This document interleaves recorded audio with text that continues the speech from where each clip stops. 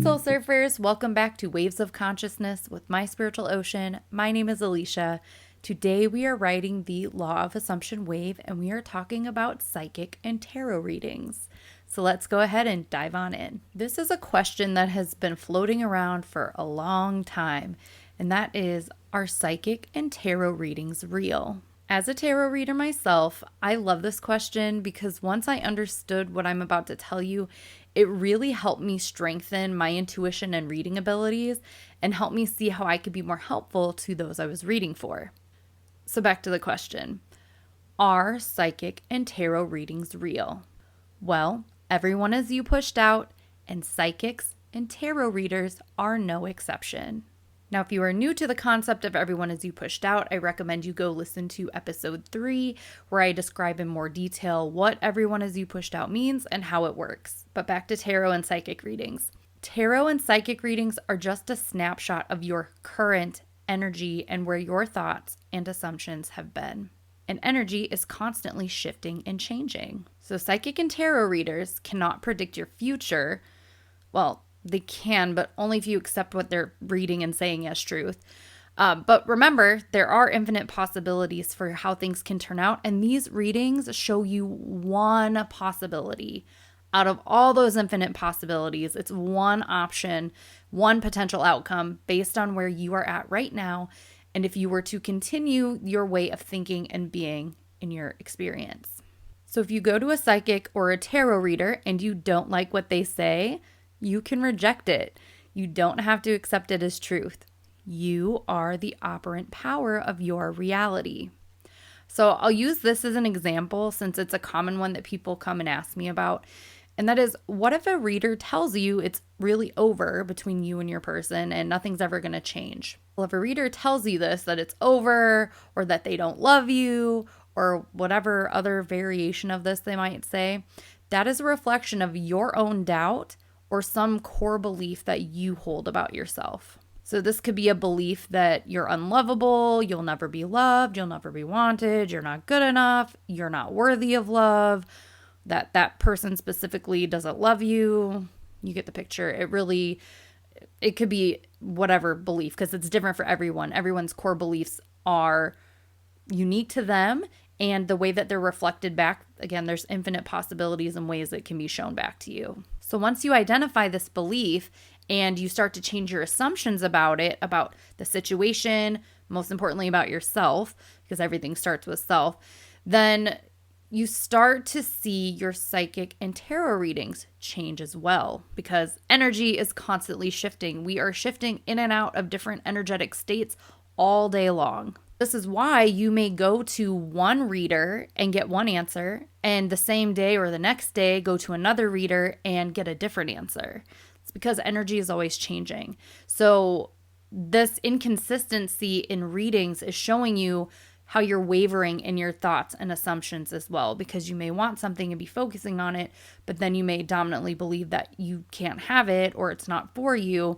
And so this is going to be reflected back to you in inconsistent readings. Now, I'm not going to tell you whether or not you should or shouldn't go to a psychic or tarot reader because that is none of my business. But if you think about it, if you're really living in the end and you had a very favorable self-concept, would you be going for psychic or tarot readings, asking what is going to happen in your life or how someone feels about you? In my experience, it's just another way for you to potentially give your power away. Now, as a reader myself, I'm not saying that psychic or tarot readings cannot be a helpful tool along your path, but what I often see is people become very attached and dependent upon psychic and tarot readings or readers specifically for what is going to happen in their lives, which is very disempowering. So if you're feeling the need to go to a psychic or tarot reader, there are some things I want you to consider. Number one is I'd like you to consider going to a reader that empowers you, somebody that believes that anything is possible and really understands what their role is in the reading. It's to give information, but it also is not the end all be all because everything can shift. Not all tarot readers and psychics understand the law of assumption fully and how it works. So you want to find somebody who understands that they are just giving you one possible outcome and that you have the power to change that if you so choose. Another thing I'll ask you to consider is, what version of you are you currently acting from if you're choosing to go to the psychic or tarot reader?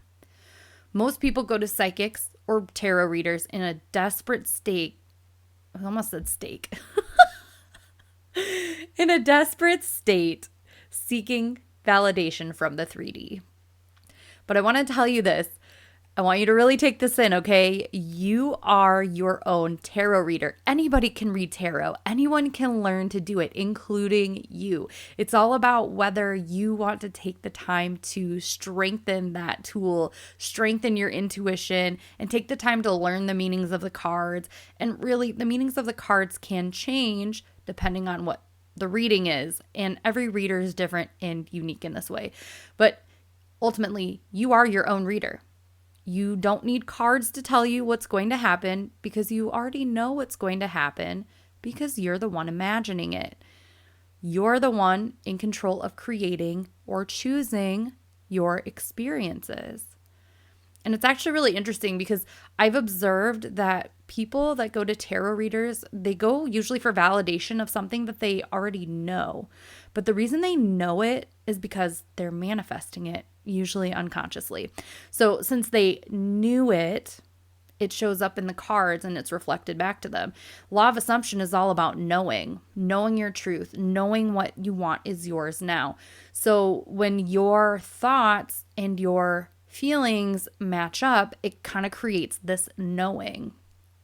And then that experience is reflected back to you either through another person, well, usually through another person because people are involved in everything we do, but it's reflected back to you however you're receiving that information.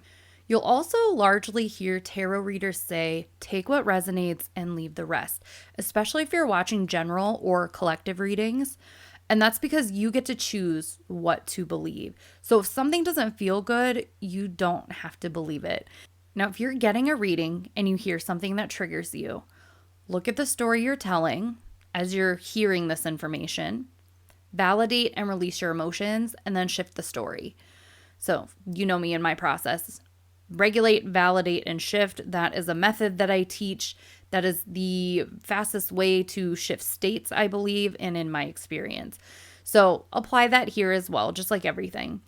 But remember that the psychic or tarot reader is tapped into your subconscious mind and energy and is reflecting that back to you. So they are reflecting you. They are you reflecting you back to you. Now, you don't have to tell the reader out loud that you reject whatever information they're giving you, because remember, they are just the messenger. But you just tell your mind, no, that's not for me. That's not my story anymore. However you want to reject this. But you can say no in the moment, but if you're feeling or experiencing some emotions, I think it's really important to release those first. That is how to alleviate the resistance so you can really cancel out that old thought or old belief or whatever story you're telling. So when you do this I believe is the most empowering way to use psychic and tarot readings if you're going to use them, just to use them simply as feedback. That's all they are. They're telling you where your energy has been dominantly or where you're kind of at right now, because there's only the present moment. Everything that's happening now can feel like the past, or it can feel like something that we're projecting onto the future. But when we sit with, I don't like to say sit with because you want to move the energy through you, but when you identify this energy and you release this emotional energy and you release this story energetically and mentally as well, then you know you have the power to change everything. It's literally just feedback of where you've been, where you are. Everything comes into this present moment for you to process now so it doesn't affect your future. All that being said, if you're choosing to go to psychics and tarot readers, I don't recommend getting those kinds of readings regularly because they can become an addictive habit. So I see this many times, and I even went through this phase of my experience as well, where I was so desperate to know what was going to happen in my life that I was constantly searching for answers outside of myself. But I didn't even realize that the quote unquote answers I was receiving were just manifestations in and of themselves about my beliefs about myself and life. And more importantly, just another manifestation of me giving my power away, because I did that a lot throughout my life. I did not realize I had any power. I was just letting life happen to me, not knowing that I had any ability to change the course of my life just by changing my beliefs about myself and about life. So the answer to are psychic and tarot readings real is they are if you want them to be. If you like what the reader has to say, just take it as feedback that your thoughts are getting pushed out into your experience. Try not to attach to a reading one way or another, whether it's positive or negative. I know this is a process in itself of detaching from those things, but no matter what, just keep persisting. Keep persisting in the new assumptions of you, of the story of you that you want to live, of the story of your life that you want to experience. You get to decide what is for you and what's not for you. Just keep embodying the new version of yourself, changing your beliefs to what you want them to be, focusing on your self-concept, allowing and releasing all of your emotions without judgment, all of them, even the uncomfortable ones, especially the uncomfortable ones, I'll say. And things will shift. Don't give your power away to anything outside of you. You are the power. You make the decisions, and what you say goes, as long as you're willing to persist in those new assumptions. If you have any questions and would like the chance to have your question featured on a new segment I'm starting called The Question Pool, drop your question below or email it to info@myspiritualocean.com.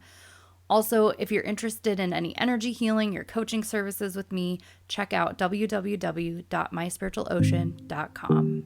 That's all the time we have for today. Thanks for joining me, and I will catch you all on the next wave.